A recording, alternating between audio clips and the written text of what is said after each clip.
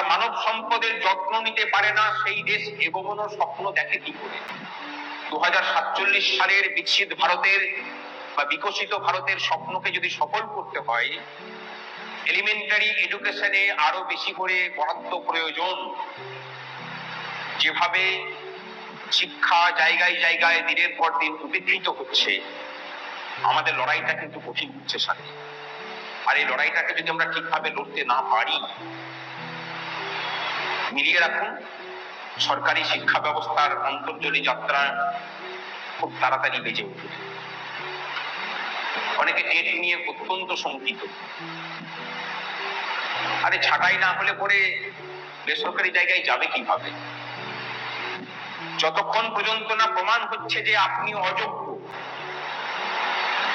এখনো বা যেটুকু বেঁচে পড়তে আছে সেখানে এই শিক্ষকদেরকে দেখেই আছে, সেখানে আপনাকে অযোগ্য প্রমাণ করতে পারলে এক ধাক্কায় সরকারি শিক্ষা ব্যবস্থার গায়ে যে কালিটাকে ছেটানো যাবে সেটা অন্য কিছু দিয়ে সম্ভব? তাই যদি হবে, তাহলে যে বিচারপতি রায় দিচ্ছেন তিনিও তো একজন অযোগ্য মানুষের কাছ থেকেই শিক্ষা লাভ করেছেন।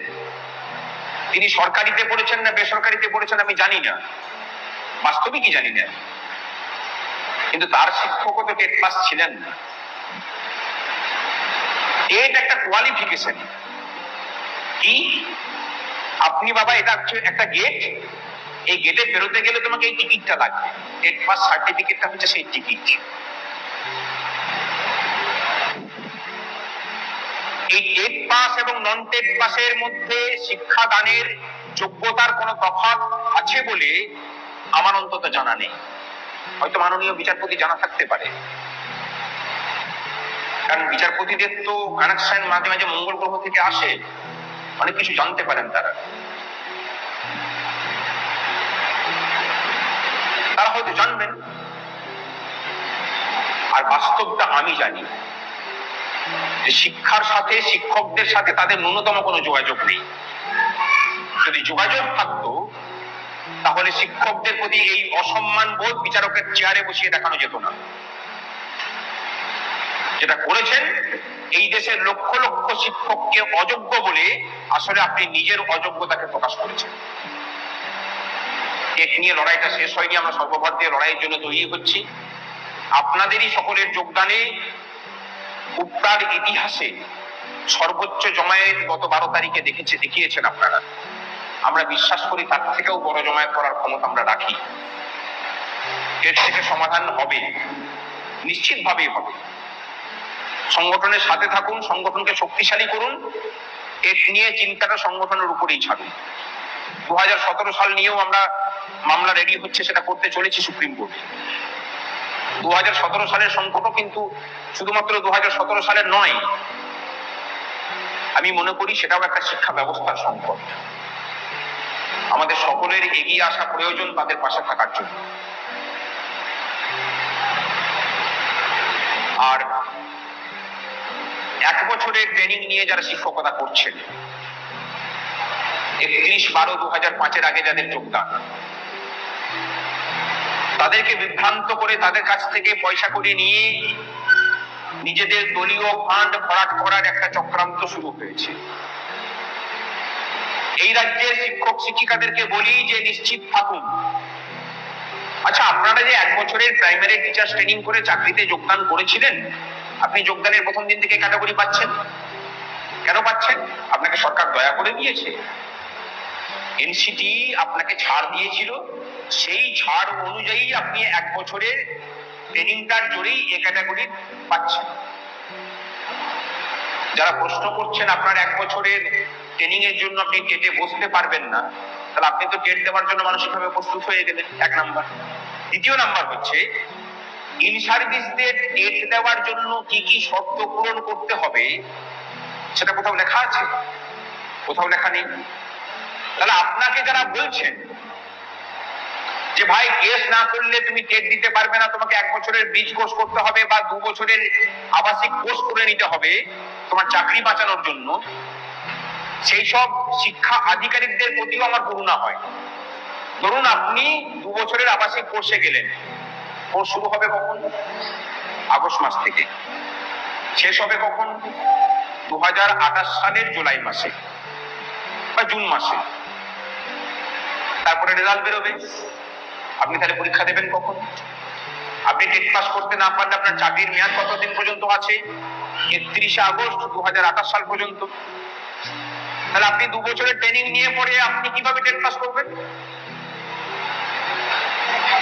মানে যেমন দেশ তার সেই রকম মন্ত্রী, তার সেই রকম শিক্ষা প্রশাসন, সব মিলেমিশে একদম একাকার হয়ে গেছে। সামান্য কিছু টিচারের সারপ্লাস অ্যাডজাস্টমেন্ট হবে, সেটাকে নিয়ে শিক্ষা ব্যবস্থার লেজে গোবরে অবস্থা। ঠিকই করতে পারছেন না যে কোথায় হাত দেবেন আর কোথায় ছাড়বেন। আসলে সহজ জিনিসকে সহজ ভাবে না ভেবে যখন আমরা জটিল ভাবে ভাবতে যাই, তখন এইরকম জটিলতা আমাদের প্রতি অঙ্গে প্রত্যঙ্গে জড়িয়ে থাকে। সেটাকে নিয়েও আমাদেরকে ঠিক করতে হবে। আমাদের যে ধারণাটা আছে সেই ধারণারও কিন্তু বদল দরকার। আরটিই অ্যাক্ট 2009 কি বলছে? একটা বিদ্যালয়ে মিনিমাম 30:1 রেশিওতে ছাত্র এবং শিক্ষক থাকবেন। একটা বিদ্যালয়ে ন্যূনতম, একজন প্রাথমিক বিদ্যালয়ে বলছি, ন্যূনতম 2 জন শিক্ষক থাকতেই হবে। ম্যাক্সিমাম কত থাকবে সেটা কিন্তু বলা নেই। কোথাও বলা নেই যে আপনার বিদ্যালয়ের ছাত্রছাত্রীর সংখ্যা যদি 59 হয়ে থাকে তাহলে সেখানে 4 জন শিক্ষককে রাখা যাবে না। বলা আছে যে সেই বিদ্যালয়ে 2 জনের নিচে শিক্ষক শিক্ষিকা থাকতে পারেন না। এখন এই 2 জনটাকেই এরা ম্যাক্সিমাম ধরে নিয়ে কাজ করছে। এই জায়গাটাকে চ্যালেঞ্জ করা প্রয়োজন। আমরা প্রস্তুত হচ্ছি, মন্ত্রীর সাথে বসার কথা আছে, বসবো, বলবো, তিনি যদি শোনেন তো ভালো, না হলে হাইকোর্টে টেনে নিয়ে আসবো। আমরা ডিটারমাইন্ড হই সেটা নিয়ে। আমরা বলেছিলাম, আপনারা বলেছিলেন, কর্মচারীদের শিক্ষকদের সাথে লড়াই করে কোনো সরকার টিকে থাকেনি, টিকে থাকেও না, টিকে নেইও, ভবিষ্যতেও থাকবে না। মজাটা কোথায় জানেন তো? অনেকে বলছেন আরে আমরা লড়াই করলাম, অন্য কেউ ফল ভোগ করে নিয়ে গেল। বলছেন কারা? যে শিক্ষক শিক্ষিকারা কোনোদিন লড়াই গেলেন না। গ্রান্টিনেডের অর্ডার হলে পরে আপনি আপনার পেনশনটা মানে কত টাকা এরিয়ার পাবেন, যারা রেগুলার লড়াইয়ে যায়, তরুণ অনিরুদ্ধ বলতে পারবে তুমি কত টাকা পাবে? হিসেব করেছো? যে একদিনও যায়নি সে কিন্তু হিসেবটা করে রেখেছে।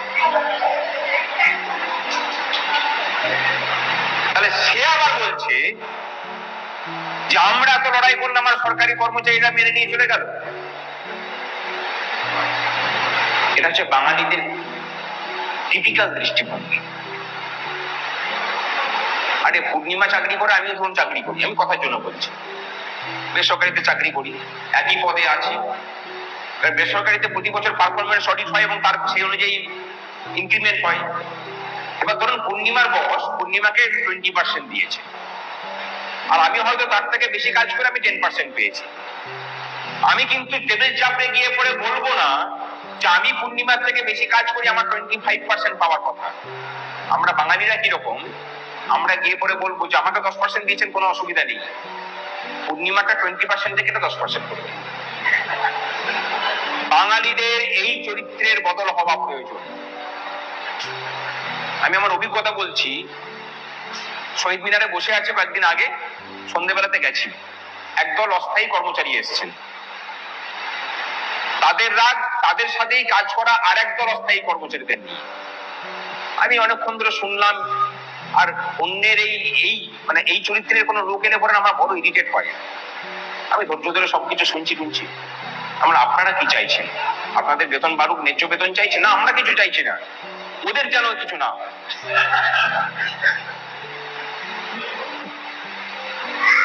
যে শিক্ষক শিক্ষিকারা বলছেন যে গ্রান্টি নেট না পেয়ে সরকারি কর্মচারীদের স্বার্থ রক্ষা হলো, আমাদের হলো না, তারা বোঝ। ওরা পেয়েছে মানে আপনিও পাবেন। সরকার ডিসক্রিমিনেশন করতে পারে না, সেটা লাস্ট দিনে যে জায়গাটা ফিল আপ করেছে, যেটাকে নিয়ে অনেক হইচই হচ্ছে এখন, এবং বিশেষ মতাদর্শবাদী লোকেরা বোঝানোর চেষ্টা করছেন, আরে ভাস্কর ঘোষ দিকে সাপোর্ট দিয়েছেন আর দেবেন, এরা তলায় তলায় বিজেপির এজেন্ট ছিল। মানে বিষয়টা হচ্ছে যে যদি আমাদের অষ্টম সরকার গঠিত না হয় তাহলে মমতা ব্যানার্জি থাকুক, তার বাইরে অন্য কোন সরকার যেন আনবেন না আপনারা। বাস্তব তো তাই। যত ভোট আসবে, এখন আবার শুনছি বাজারে রটছে আর কি, যে আমি নাকি রাজ্যসভাতে দাঁড়াচ্ছি। 2023 সাল থেকে আমি যে কত ইলেকশনে লড়লাম আমি নিজের ইয়ত্তা নেই, শুধু পঞ্চায়েত ইলেকশনে দাঁড় করাইনি আমার বাপের সৌভাগ্য। আর দুর্গাপুর পৌরসভার ইলেকশন হয়নি, পৌরসভা ইলেকশন হলে পর আমাকে মেয়র বানাবে ছিল। বিধানসভা, লোকসভা, বিধানসভাতে আমাকে শিক্ষামন্ত্রী বানাচ্ছিল, কোন আসন থেকে দাঁড় করাবে সেটাও ঠিক হয়ে গেছিল। দুর্গাপুরে যখন বিধানসভার প্রার্থী দিতে অনেক দেরি হচ্ছে, তারা রটিয়ে দিলেন, ওটা ভাস্কর ঘোষ আটকে রেখেছে, নিজের জন্য জায়গাটাকে ফাঁকা করছো। আপনারা ওর হয়ে লড়াই করছেন, বুঝতে পারবেন। বলছি ভাস্কর ঘোষটা কাটুর হয় না।